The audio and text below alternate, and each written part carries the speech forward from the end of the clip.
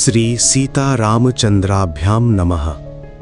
শ্রীমদ্ বাল্মীকিয় রামায়ণ বালকাণ্ড বা আদিকাণ্ড, ৫৮ সর্গ। বশিষ্ঠ পুত্রগণ কর্তৃক ত্রিশঙ্কুর যজ্ঞে পৌরোহিত্য গ্রহণে অস্বীকৃতি।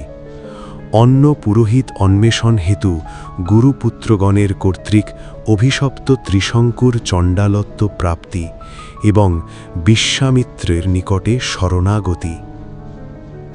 রাম ত্রিশঙ্কুর অনুরোধ শুনে ঋষি বশিষ্ঠের শতপুত্র ক্রোধান্বিত হয়ে রাজা ত্রিশঙ্কুকে বললেন, রে দুর্বুদ্ধে, সত্যবাদী ঋষি বশিষ্ঠদেবের কর্তৃক প্রত্যাখ্যাত হয়ে কেন তুমি অন্যের আশ্রয় অবলম্বন করছ? সত্যবাদী ঋষি বশিষ্ঠের বাক্য উল্লঙ্ঘন করতে কেউই সমর্থ হয় না। ভগবান ঋষি বশিষ্ঠদেব যে যজ্ঞকে অসাধ্য বলেছেন, অর্থাৎ যে যজ্ঞ করতে অসামর্থ্য প্রকাশ করেছেন, আমরা তার পুত্রগণ সেই যজ্ঞ করতে কী রূপে সমর্থ হব? হে নরনাথ, আপনি মূর্খ, এখন নিজ পুরীতে যজ্ঞ করাতে সমর্থ, আমরা কী রূপে তার অবমাননা করব?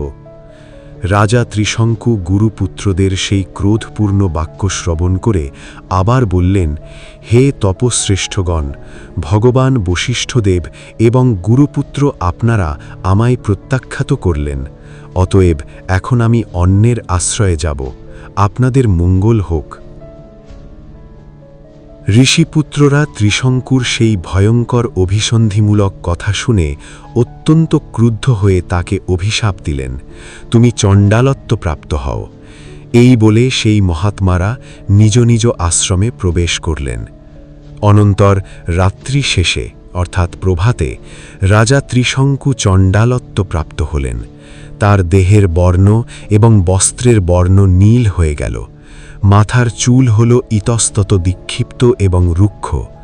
শ্মশানের চিতাভস্য এবং মৃতদেহের মাল্য আর লৌহ বলয় হল তার অঙ্গভূষণ।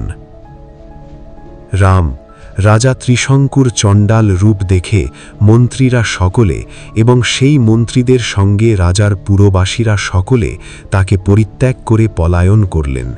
হে কাকুৎস্থ, স্থিতচিত্ত রাজা ত্রিশঙ্কু একাকী দিবারাত্র অন্তরে দগ্ধ হয়ে তপোধন বিশ্বামিত্রের নিকটে অনুগামী গেলেন।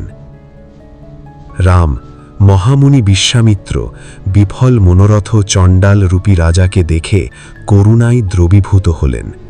মহাতেজী পরম ধার্মিক ঋষি করুণাবশত সেই বিকট দর্শন রাজাকে বললেন, অযোধ্যাধিপতি হে মহাবলী রাজকুমার, আপনার কল্যাণ হোক। আপনার আগমনের উদ্দেশ্য কি? মনে হয় অভিশাপবশতই আপনার এই চণ্ডালত্ব। তখন চণ্ডালত্ব প্রাপ্ত বাক্যনিপুণ রাজা সেই কথা শুনে করজোরে বাক্যার্থজ্ঞ বিশ্বামিত্রকে বললেন, গুরু এবং গুরুপুত্রগণ আমায় প্রত্যাখ্যান করলেন, কিন্তু কাম্য বিষয় পেলাম না, ঘটল এই বিপর্যয়। হে সৌম্যদর্শন ঋষি, সশরীরে স্বর্গে যাব এই আমার বাসনা ছিল, সেই জন্য শত যজ্ঞ করলাম, কিন্তু ফল পেলাম না। হে সৌম্য, ক্ষত্রিয় ধর্মের নামে শপথ করে আপনাকে বলছি, বহু কষ্টের মধ্যে পড়েও আমি পূর্বে কখনো মিথ্যা বলিনি, কখনো বলবও না। বহুবিধি যজ্ঞ সম্পাদন করেছি, ধর্মানুসারে প্রজা পালন করেছি, সদাচার দ্বারা গুরু এবং মহাত্মাদের পরিতৃষ্ট করেছি। ধর্মনিষ্ঠ হয়ে যত্ন সহকারে যজ্ঞ করে তার এবং তার পুত্রগণ পরিতৃষ্ট হলেন না।